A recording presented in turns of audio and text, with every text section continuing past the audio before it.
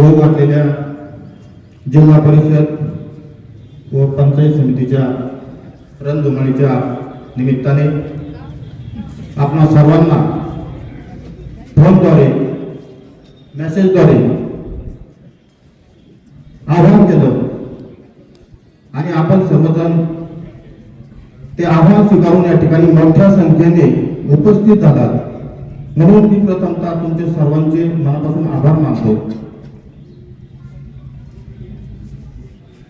आपल्या गाव तालुक्यात 8 नंबरचं मोठं गाव आहे। 7 गाव मोठे आहेत, 8वं गाव आपलं आहे। आपल्या गावातील अनेक पक्षांच्या नेत्यांना त्यांच्या पक्षाच्या वरिष्ठांकडून तिकिटासाठी पाचारणा करण्यात आली होती। त्या सर्व आपल्या गाववाड्यातील सहकार्यांनी माझ्यासाठी उमेदवारी नाकारली। याबद्दल या सर्व गाववाड्यातील आमच्या सहकार्यांचे मी मनापासून आभार मानतो। वास्तविक पंचायत समिती निवडणूक लढवण्या इतपत मी आर्थिकदृष्ट्या नक्कीच नाही। अमोशेठ ज्यावेळेस निवडणूक जाहीर व्हायची त्याच्या अगोदर 1 महिनाभर म्हणजे निवडणुकीचं काहीच बिलकुल वातावरण नव्हतं आणि सहज एक दिवस आपले उपसरपंच अमोल शेठ वंडेकर यांच्या ऑफिसला जाण्याचा योग आला, विषय निघाला। मी अमोल शेठ यांना अतिशय प्रामाणिकपणे त्या ठिकाणी सांगितलं होतं की तुम्ही पंचायत समिती जर इच्छुक असाल लढण्यास तर 100% तुम्हाला शिवसेना पक्षाच्या माध्यमातून तिकीट देण्याचं काम जयसिंग पटेल करेल, मला निवडणूक लढवायची नाही। का तर मी एक व्यवहार केलाय, माझ्याकडे आर्थिक भांडवल नाही, ही वस्तुस्थिती आहे, म्हणजे मी प्रामाणिकपणे बोलत होतो। आरक्षण लागलं आणि पहिल्या 5 मिनिटांमध्ये तालुक्यातून मला फोन यायला सुरुवात झाली। शिवसेना पक्षाच्या वतीने मला सांगण्यात आले की तुम्हाला निवडणूक लढवावी लागेल, पिंपरी पेंढार हे गाव मोठं आहे, पंचायत समिती तुम्हाला लढवावी लागेल। कुठलेही आर्थिक नियोजन नसताना आमचे समोर जे सहकारी आहेत या सर्व सहकार्यांनी पुढे येऊन मला गळ घातली का तुम्ही काही बघायचं नाही, फक्त हा म्हणायचं, पाठीमागे वळून बघायचं नाही। मला नाही म्हणायला यांनी उत्साह दिली नाही। पहिल्या तालुक्यातून जे फोन आले त्यामध्ये आमचे मित्र गुन्हे सरांचा पहिला 2 नंबरला फोन आला।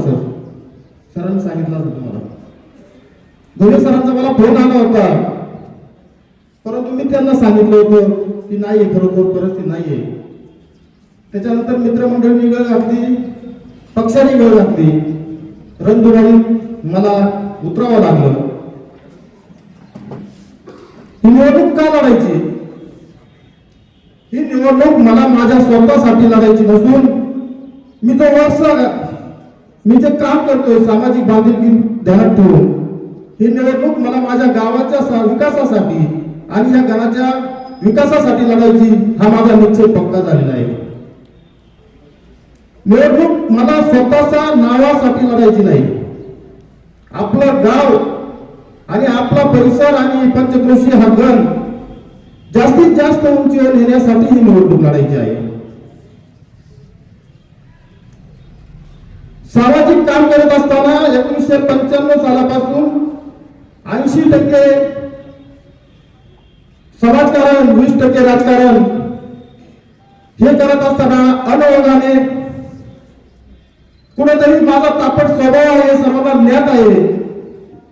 काहीतरी एखादी गोष्ट चुकीची घडली तर अनेकांना मी वेळोवेळी अंगावर पण घेतलं आहे, परंतु ती जाणून बुजून नसताना ती झालेली माझी चूक होती, ती आज चूक माझ्या ध्यानात आलेली आहे। आपण सर्वजण या ठिकाणी आलात म्हणजे नक्कीच माझ्या ज्या चुका होत्या त्या तुम्ही पदरात टाकल्या हे मी या ठिकाणी करतो। अगदी काल प्रचार करत असताना आमच्या भावकीच्या 2 मीटिंग झाल्या। भावकीच्या 2 मीटिंगला फक्त आमचे बंधू, आमचे भावकीतला एकच जण मीटिंगसाठी उपस्थित राहू शकलो नव्हतं. का तर काही किरकोळ गोष्टीतून पैशाच्या देवाणघेवाणमधून माझं आणि त्यांचं तात्विक भांडण झालं होतं आणि त्याचा परिणाम केसीपर्यंत गेला. जुन्नर कोर्टामध्ये ती केस चालू आहे. परंतु काल माझ्याच मनाने मला सांगितलं की नाही, वादाच्या ठिकाणी असतो. आपली आखी भावकी एक झालेली आहे आणि ह्या आपल्या एकाच घराने असं काय केलं किंवा त्यांचं आपलं काय एवढं आहे, आपण जाऊन त्यांची माफी मागायची. मी त्या ठिकाणी गेलो, आमच्या ताराबाई वहिनी यांच्या मी पाया पडलो. त्यांनी मोठ्या मनाने सांगितलं पाठीमागे समीर आहे, जाऊन त्याला भेट. वाद संपले.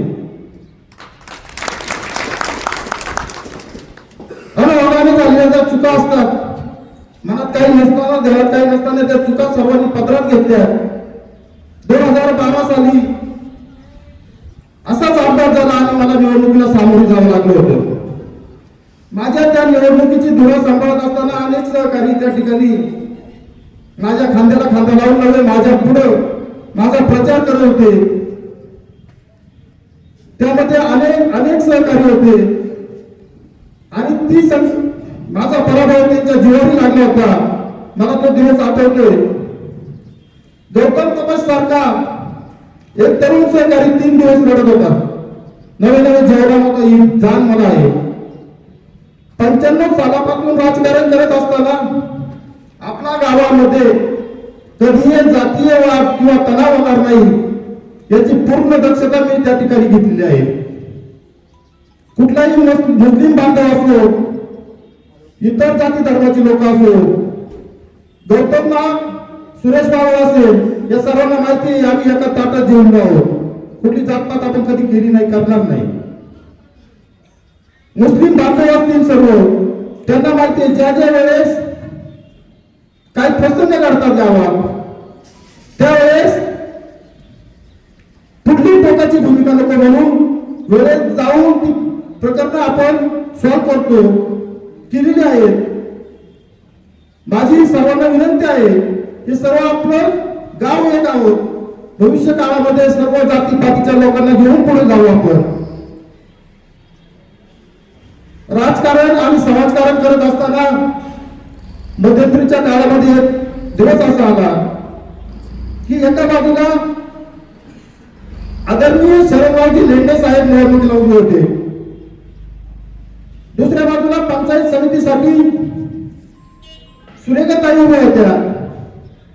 हे राष्ट्रवादी काँग्रेसकडून उभे असताना समोरून काँग्रेस पक्षाकडून आमच्या भगिनी शांताबाई कुटे या उभ्या होत्या आणि आमच्या शिवसेनेकडून हा मतदारसंघ रिकामा सोडण्यात आला होता. सर, आमच्या समोर मोठा प्रसंग निर्माण झाला.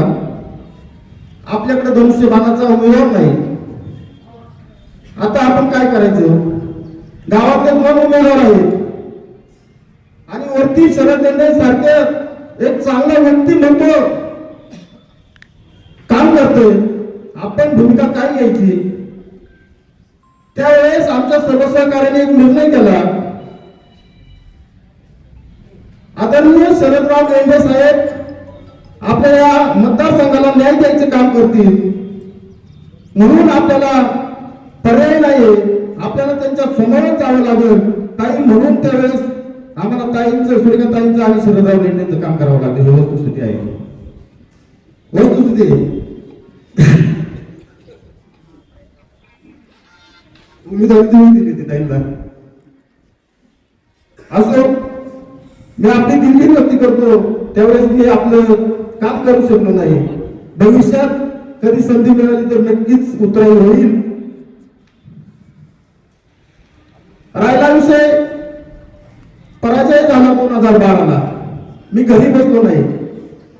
मी आपल्या पिंपरी बंधारा आणि परिसरातील प्रत्येक नागरिकाच्या सुख दुःखात असो किंवा अडीअडचणींच्या कामामध्ये सहभागी झालो.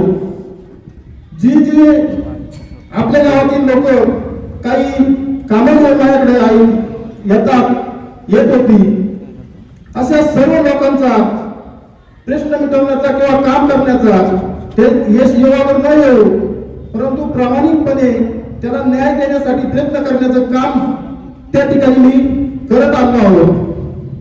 माझ्या माहितीप्रमाणे पोलीस स्टेशन असेल किंवा इतर जी शासकीय दरबारी काही ठिकाणी पैसे देऊन काम करावं लागतात, परंतु माझ्या बाबतीत मी आवर्जून सांगतो, सीताराम महाराजांकडे तोंड आहे माझं. आजपर्यंत उभ्या आयुष्यामध्ये माझ्याकडे जो जो आपला गावातील जे जे लोक कामं घेऊन आली, मग ती तलाट्यांची असो पोलीस स्टेशनची असो, त्यांना कुठलंही काम असलं तरी रुपया न देता काम करून दिलं आहे नक्कीचे.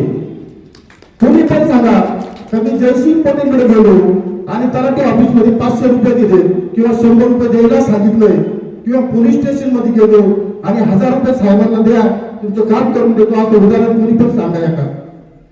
आयुष्यात भ्रष्ट विचारच नाही तर भ्रष्टाचार करणार नाही, संकल्पना माझी अगदी पूर्वीपासून आहे. जरी उद्या मी तुमच्या पाठबळावर पंचायत समितीमध्ये गेलो तरी सीताराम महाराजांची शपथ घेऊन सांगतो, माझी परिस्थिती जरी आर्थिक व्यवस्थित म्हणजे निवडणुकीसाठी निश्चित नसेल, परंतु माझ्या पोटासाठी माझ्या कुटुंबासाठी जे लागतंय त्याच्यासाठी मी सक्षम आहे.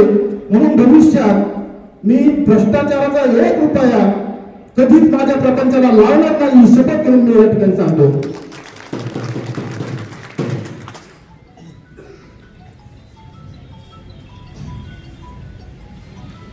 माझ्या राजकीय जीवनामध्ये काम करत असताना किसनराव अनेक गोष्टी असतात. यात्रा आली, सहकारी म्हणून आपल्याला असं करायचं तसं करायचं, परंतु सर आमचं एक धोरण आहे. यात्रा आणि मळगंगा कमिटी या ठिकाणी आम्ही कधी राजकारण करत नाही, केलं नाही आणि करणार नाही, हे आमचं त्यावेळेस पासून धोरण आहे. बघा तुम्ही आठवा, आम्ही कधी यात्रा असेल त्या यात्रेच्या शतरंजीवरती कधी वाद होत नाही किंवा वाद होणार नाही याची नेहमी काळजी आमच्या सर्व सहकार्याने घेतली आहे. का तर हा गावगाडा आहे. हा गावगाडा हाकत असताना जे दोन लोक त्या ठिकाणी बसतात त्यांच्या समोर अनेक समस्या असतात, अनेक प्रश्न असतात. त्या ठिकाणी राजकारण करायचं नाही हे आम्ही धोरण अगदी पहिल्यापासून जोडून आणलो आहोत. आज आपल्या या निवडणुकीच्या पार्श्वभूमीमधून संभाजी ब्रिगेड असेल, स्वयंभू गणेश मित्र मंडळ गाजरपट असेल, आमचा मित्र परिवार 11 ग्रुप मित्र परिवार असेल, या सर्वांनी माझ्या उमेदवारीला आपणा सर्वांनी माझ्या उमेदवारीला जाहीर पाठिंबा दिला आहे. मी तुमचे सर्वांचे मनापासून आभार मानतो. माझ्या मित्र परिवाराने आपण सर्वांनी माझ्यावरती प्रचंड असा कर्जाचा डोंगर उभा करून दिलाय.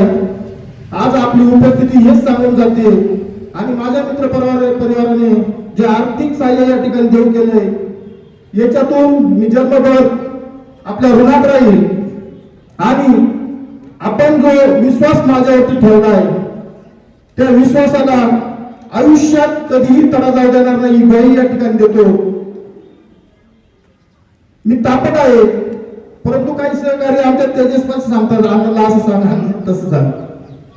असो, जर माझं काही चुकत असेल तर माझ्यापाशी जर काही सांगितलं नाही तर आमच्या तेजस्पाशी सांगत चला, त्याच्या सुधारणा होईल. माणूस हा चुकणारा प्राणी आहे. आपण सर्वजणांनी सकाळी 9 वाजेपासून भरपूर वेळ या ठिकाणी दिला. आपल्या सर्वांचे मी पुनश्च एकदा आभार मानतो. उद्याच्या 5 तारखेला धनुष्यबाणासमोरील बटन दाबून आपल्या गावाचं नाव, आपल्या परिसराचा विकास करण्यासाठी मी कटिबद्ध राहील. या ठिकाणी आदरणीय रमेश नवरे यांचे आगमन झाले.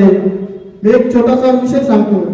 काम करत असताना रमेश शेट्टी पाहिले. रमेश शेठ मला एकदा फोन केला. रमेश शेट्टी सर रात्रीचे 8 वाजले होते. मला सांगितलं एक प्रश्न निर्माण झालाय. एका टेबल कुठे ना सुसाईड झालेली आहे आणि डॉक्टर PM करत नाही आणि आता तुमच्याशिवाय पर्याय राहील नाही. आम्ही आळे या ठिकाणी रात्रीचं गेलो, उतरवून डॉक्टरांना पीएम करून घेतलं आणि ज्या डॉक्टरांनी पीएम करण्यास नकार दिला होता तो दारू पेलेला डॉक्टर होता. त्याचं काय झालं काय ते नंतर रमेश शेठला माहिती आहे. म्हणजे काम करण्याची पद्धत ही अशीच पुढेही चालू राहील हेच या ठिकाणी सांगतो. आपण आलात, आपल्या सर्वांचे मी आभार मानतो. आपण सर्वांनी माझ्यासाठी येणारे 10 दिवस द्या. आपला जो मित्र परिवार आहे, आपले जे नातेवाईक आहे, डोंबरोज असतील, काळवाडी असेल, पिंपळवंडी असेल, या ठिकाणी आपण फोनद्वारे किंवा प्रत्यक्ष जाऊन त्यांना मेसेज करा, प्रत्यक्ष भेटा आणि मताची याचना करा. मी आपल्या ऋणात आयुष्यभर राहील हेच या ठिकाणी जाहीर सांगतो. थांबतो. जय हिंद, जय महाराष्ट्र, जय शिवराय.